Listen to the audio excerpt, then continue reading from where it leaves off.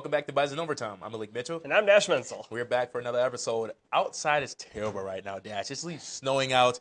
And you said we're supposed to get another inch here today. The weather has just not been forgiving to us this year. And now we're missing a couple games here today because it got switched, but we'll get into that later. But Fargo weather is not doing us justice at all. Yeah, it is not. I mean, we only have 3 more episodes left this semester. Yeah. We're almost to summer, and yet we're still getting snow.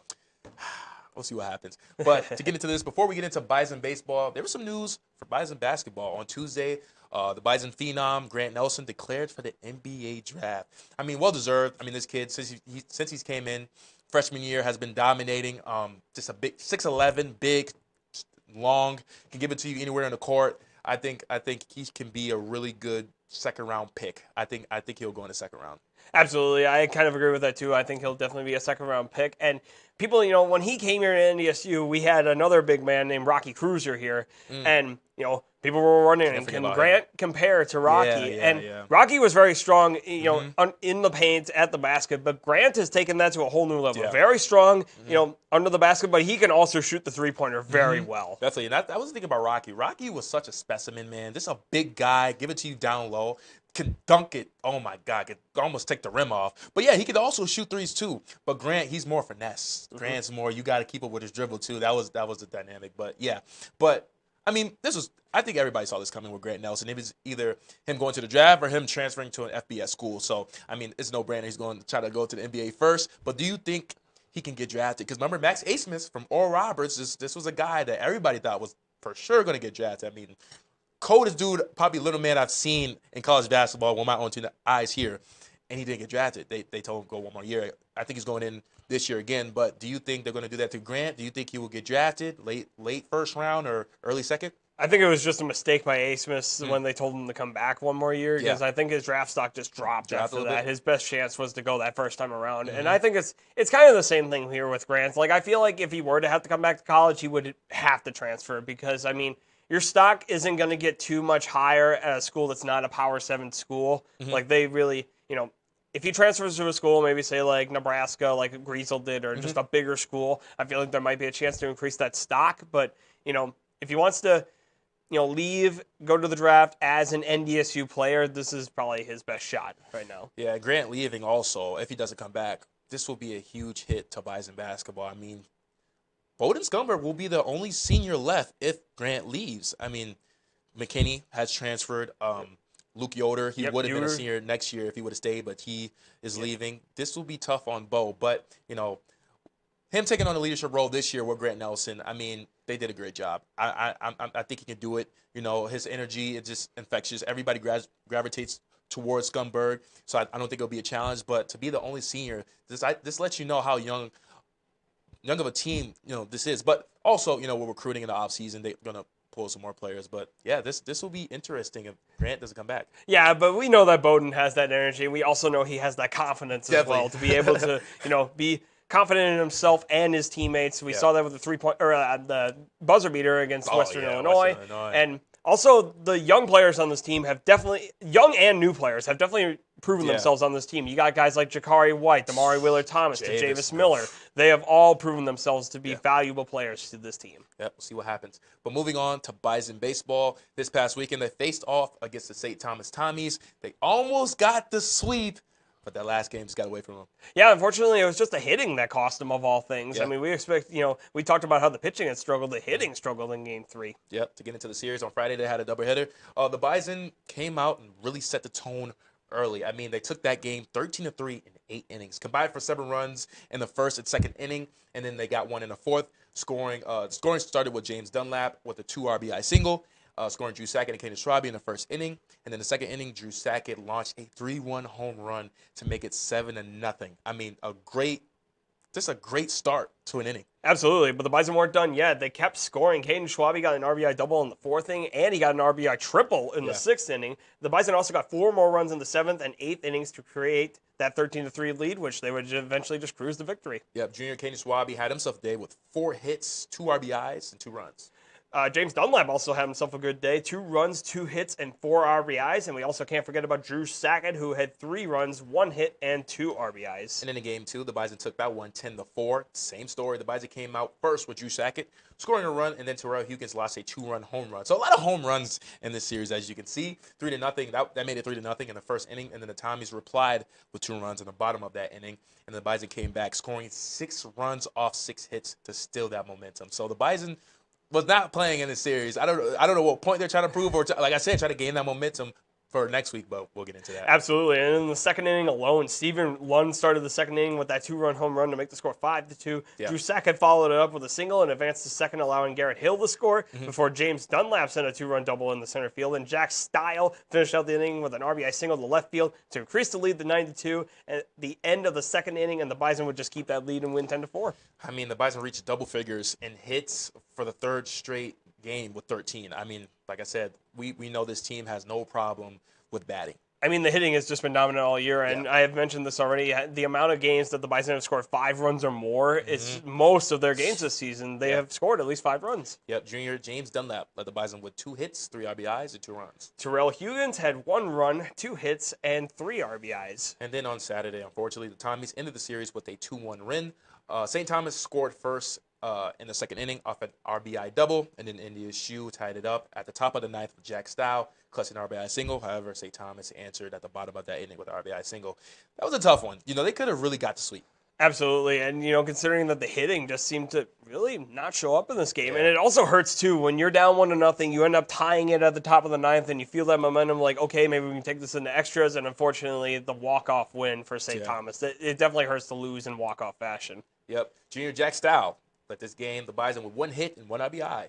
To get into this series, I mean, overall, solid series by the Bison. Like I said, hitting, the batting, it was clicking in this series. But we got to get into the pitching, man. And this is kind of what hinders this team. I mean, giving up 7 hits in game 1, 10 hits in game 2, and 7 hits in game 3. I mean, you got to keep that under control no matter what kind of team this is. You know, you got to get ready for, and we'll get into it with this next series, but you got to get that under control because getting to the stretch of the season, things aren't getting easier. Yeah, and St. Thomas is a team that's not exactly known for their hitting. And and even though they didn't give up a lot of runs in this series, the fact that they're giving up a lot of hits, I mean, you know, and a lot of other teams are going to take big-time advantage of that. Thankfully for NDSU, though, in the first 2 games, they scored 7 and 9 runs in the first 2 innings of those 2 games. So that's why they were able to create that big lead and just get away with it quickly. Definitely. In that last game, you know, giving up those 2 hits, I know even though it's only 2, but in that second and ninth inning, those were the hits that St. Thomas capitalized on and got those, 2 runs. You know, you got to be consistent and you got to get that under control. But they are now 10-24 overall, 6-3 in the conference. Their game against Maple State on Tuesday was canceled due to the weather because Fargo just can't get it right. I mean, like you said, we're almost in summer, and it's literally snowing outside. I mean, why is there snow outside? It's going to be a repeat of last year, right? I don't think we get a home series until the very end of the regular season. Yeah, but they still have that series against Oral Roberts this weekend. Unfortunately, it's not in Fargo. I wanted to see that, but they switched it to Council Bluffs, Iowa. This will be the biggest test for the Bison in this conference. Oral Roberts is number 1, 12-0, and NDSU right after they're second in the conference. I mean, they're coming off a sweep against Northern Colorado. I mean, they scored 10 runs or more in the series, so this is a team that can score. So NDSU just has to get that pitching under, like, they got to get their pitching intact to win the series. Simple as that. They have to get their pitching intact, definitely, but I think they also have to keep the hitting up. I mean, Oral Roberts is not a team you can easily contain, as you obviously said there, against Northern Colorado.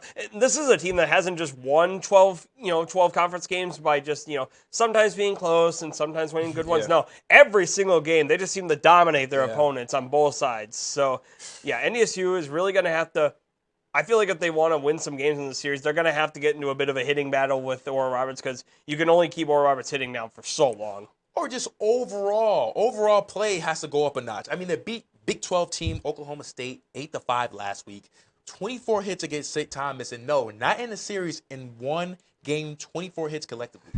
And, I mean, you talked about them being a Big 12 team in Oklahoma State, but you also have to remember that NDSU did that too with Texas Tech.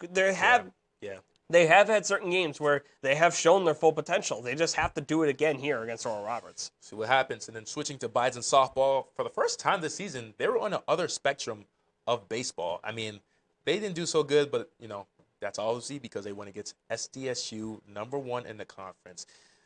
And possibly the #1 pitcher in the conference, too, in Tori Kanishi. Definitely. They got swept, needless to say. They only scored 3 runs in the whole series, which is beyond tough. Any initial thoughts? I mean, this is kind of what we expected to be the hard part of this series, was going up against Kanishi, trying to get those hits, trying to score on runs. And even in the one game when Kanishi wasn't pitching, it just, it wasn't enough. There wasn't a lot of hitting to go on, only 3 runs in that one game. And, you kind of need more than that to win a game in this series. Definitely. Get into it. On Sunday, they fell to the Jackrabbits 4-0.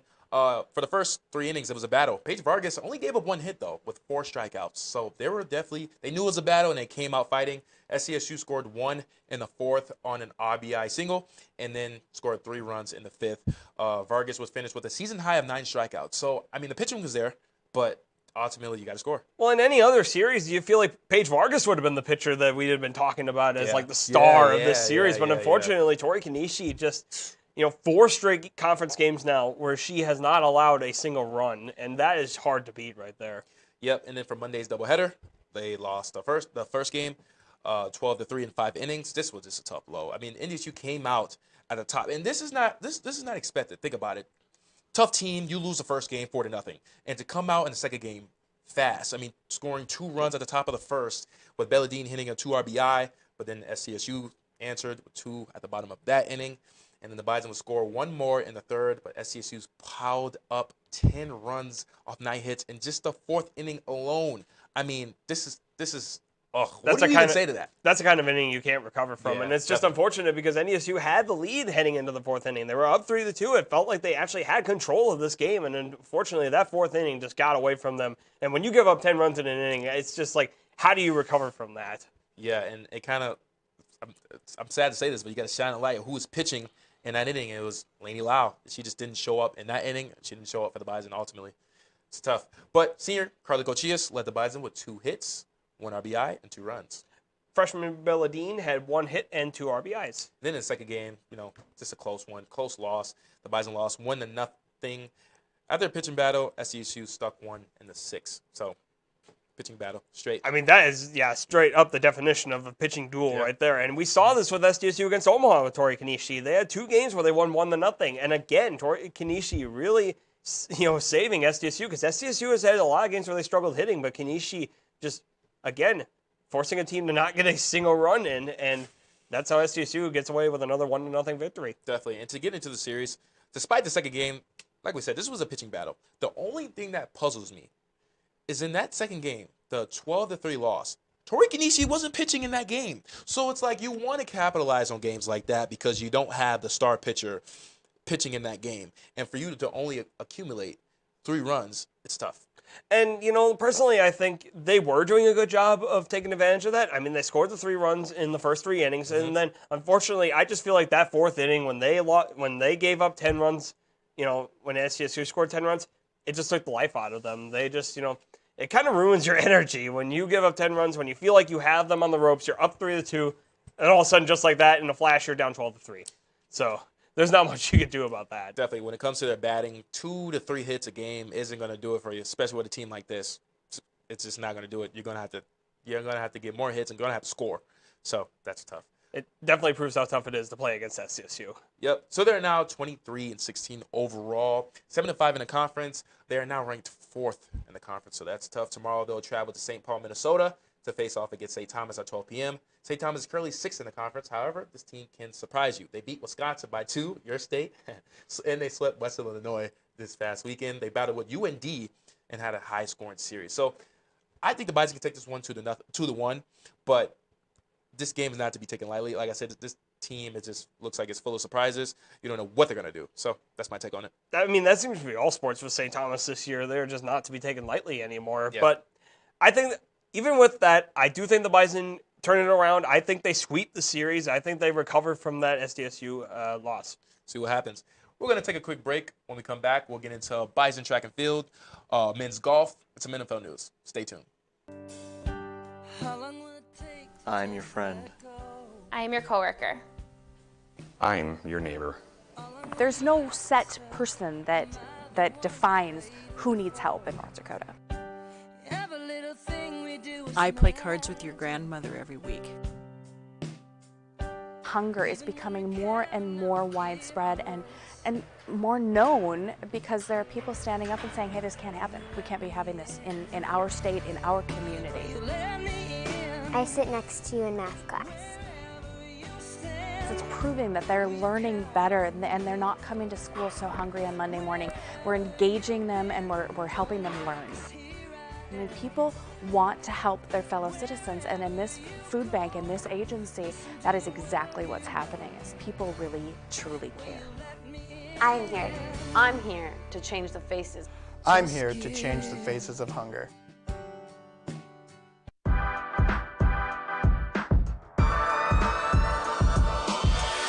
My name is Addie Stewart, and I graduated from NDSU in the Department of Communication in 2018. My degree was in strategic communication, and I'm the communications specialist for the city of West Fargo. That includes social media, press releases, breaking news, interviews, media relations, and more. I went into communication because I wanted to do something I was passionate about. There were so many opportunities. I knew I could work for nonprofits, government, small business, agency work. Professors in the department definitely impacted me a lot in my life, making sure that once I graduated college, I knew I could get a job here just because of the connections in the department and the great morale that was in Fargo. Future students should definitely come to NDSU because it's a degree like no other here.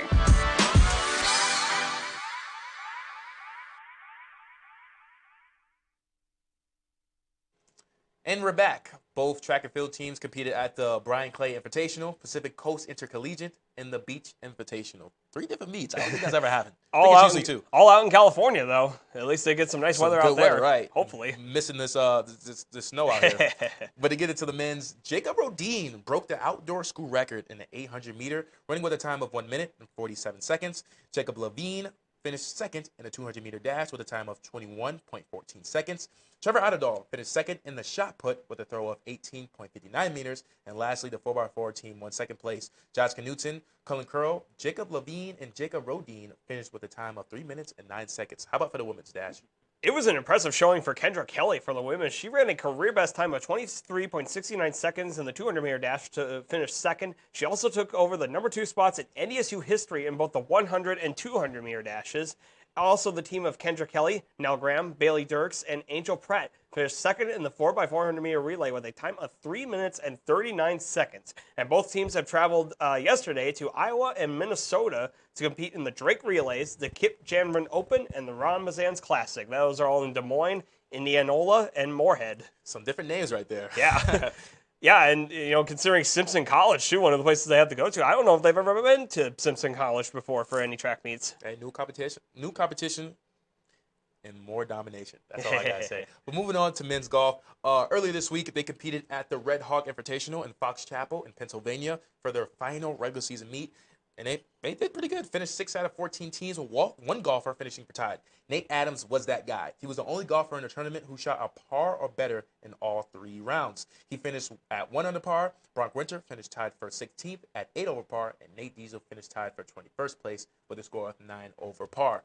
The men's will have a 2-week break before competing at the Summer League Championships in Lincoln, Nebraska. The tournament will start on April 30th. We'll see what happens. They got some guys. Like I said, Nate Adams, even Nate Diesel. Those guys has been doing good all season, even last year. So can't wait to see what happens. I mean, Adams to be the only guy to get under par or better in every single round is quite impressive. Definitely.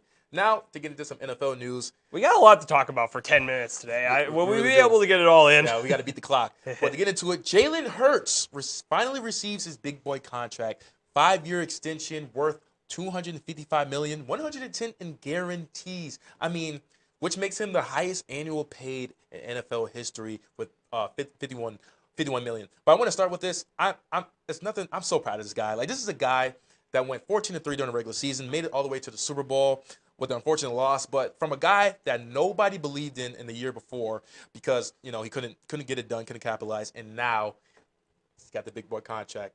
Dash, what are your initial thoughts? I mean, his story from Alabama, too, the fact that he took them to the national championship game, got benched at halftime for Tua, and then ended up having to transfer to Oklahoma, and then got drafted by the Eagles. Nobody in the Eagles fan base really wanted him there because they had Carson Wentz at the time, and now he's taking them to a Super Bowl, and he has his contract well-deserved. But, a contract like this, I think the Eagles got out pretty lucky in this contract. I mean, it's a lot of money overall. The overall money is the most in NFL history, but the annual hit to their salary caps is not a lot. It's only $6 million this year. It's only going to be $13 million next year. Compared to some other quarterbacks' contracts, like, for example, Aaron Rodgers with the Packers, where it's like $40 million per year, it's quite cheap. Yep. And then kudos to his agent, Nicole Lynn, for achieving this deal. It's so tough being a woman in this business, but also being a black woman in this business. She's just breaking barriers. Kudos to them. Jalen Hurts, like I said, well-deserved. Hopefully he can continue to dominate. Well, hopefully not, because he's in the conference of the Cowboys. That's what I was going to say. I'm always rooting for him. So, but also this, it kind of sucks because this always goes back to Lamar Jackson, from the OBJ signing and now this.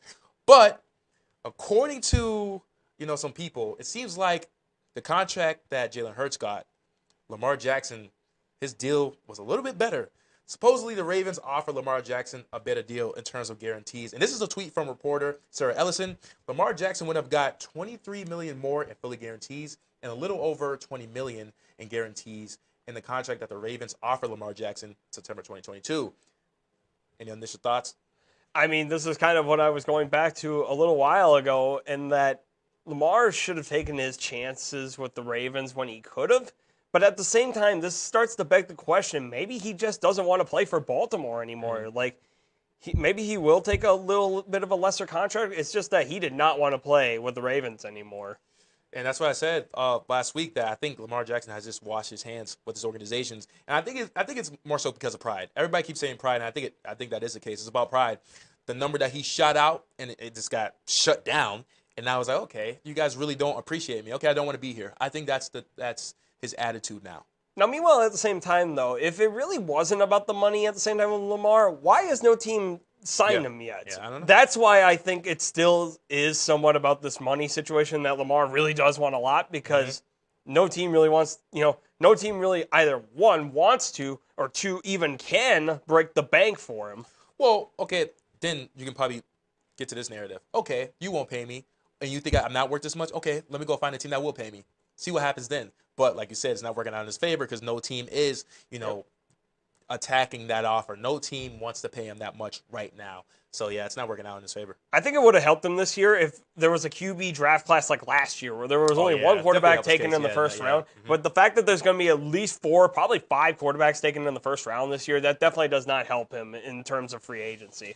Definitely doesn't. But we already list some teams in the past episodes about teams that need a quarterback and that would need Lamar Jackson is they're still not offering him or even getting in contact with him. So I think there is still a higher agenda in the NFL.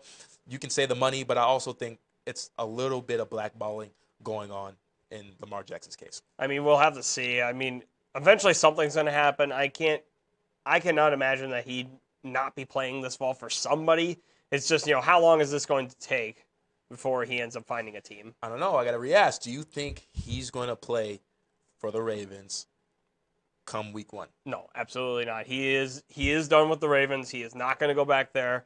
And, now I'm hearing things with the Ravens that they might be interested in trading with other teams for certain quarterbacks. Like, I've heard a couple of sources talking about Trey Lance possibly being traded over to Baltimore. So, I mean, we'll have to see if something like that happens. That will really throw a wrench in everything. Yeah, I saw that too. Think about with Trey Lance. I don't think the 49ers are going to give him up. I know teams have been reaching out to the 49ers in trades of him, with the draft coming up. Teams like the Ravens, Texans, Vikings, and Raiders, I've heard of some of the teams. I don't think so. I don't think the 49ers are going to give him up. You're talking about a guy, they drafted him 3rd overall. He hasn't even scratched the surface yet. Like I said, he got hurt. I think at least give him just one more solid year to see what he can do, minus the injuries. And then you go from there. I don't think giving up right now is a smart move, but what's your take on it?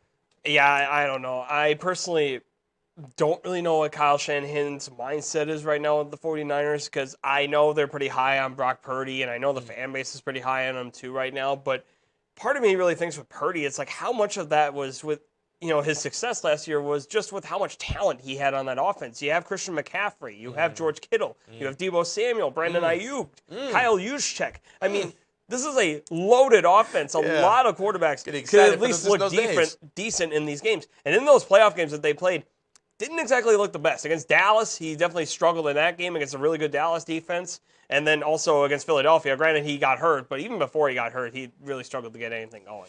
Yeah, I don't think we're going to get much off of that, that part of the news. I don't think Trey Lance is going anywhere. But we'll see. Anything can happen. Yeah, at the same time, though, I've heard a lot of Vikings fans talking about getting Trey Lance, and I don't see that happening. They have nothing to trade for him anyway. Yeah.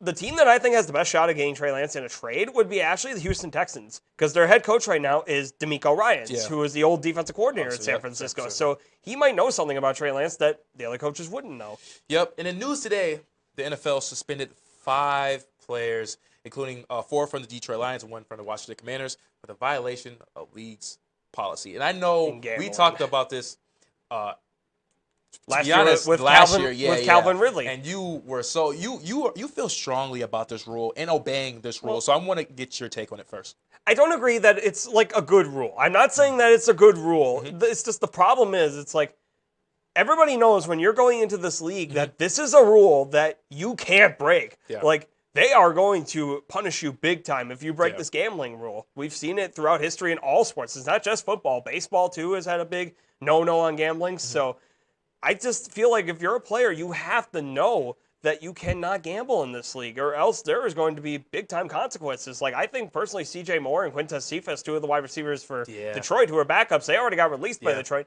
I think their careers might be collectively over, unfortunately, because of this. Well, let me just read this. This is in the rule book, right? League's policy prohibits players from gambling on NFL games, the draft, and other activities, and from taking part in any part or form of gambling while at the league or team facility and while traveling with the team.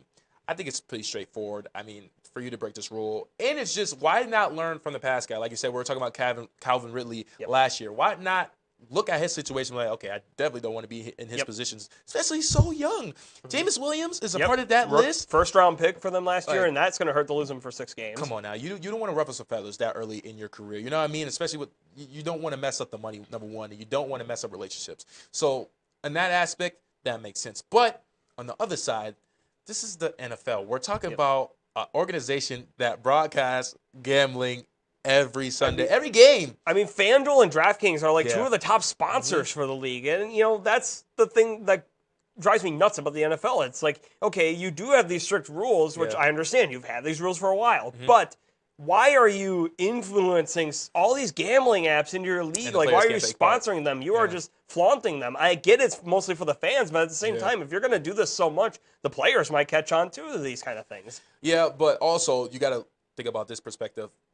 Those are for the fans, right? They're not millionaires. You are a millionaire. You don't need to bet.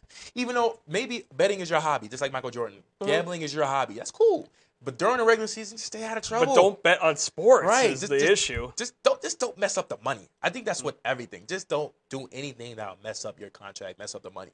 To be released like that is just embarrassing. Like, no. How'd you get cut? Injuries, production wasn't there. No, gambling. You know how disappointing that is? How can you go home, call your wife, call your family? I do not play football anymore because of what? Gambling. It pains me so much, though, as a Wisconsin Badgers fan, especially for Quintez Cephas, because I remember him coming out of Wisconsin. He had a big scandal that almost ruined his career while he was with Wisconsin. He got falsely accused of a sexual assault crime. Thankfully, he got indicted, or not indicted, abstained. What's the word for it? Released for it, I guess, yeah. Overturned. It got overturned. But he ended up, got drafted by the Lions, and I was excited for him. He got injured his rookie year, but I thought maybe he could recover. But now, unfortunately, this might be the way it ends. And it's the same thing with Jameson Williams, too. He missed most of last year due to injury, and now he's going to miss half of this year again because of a suspension. This really might hurt his development into the league. I mean, rules are rules. As simple as that. NFL is not an organization to be taken lightly, especially when it comes to breaking rules. They will make an example out of you. So we'll see what happens with these guys. Like you said, after they're suspended indefinitely, right? But after 1 year, you can try to be reinstated or whatever. But it's just harder for those guys who are backup players to get back. After a year off, if you were already a backup, who's going to want you after that? That's true. Thank you for tuning in to another episode of Bison Overtime. I'm Malik Mitchell. And I'm Dash Mentzel. And we'll catch you guys next week. Go Bison.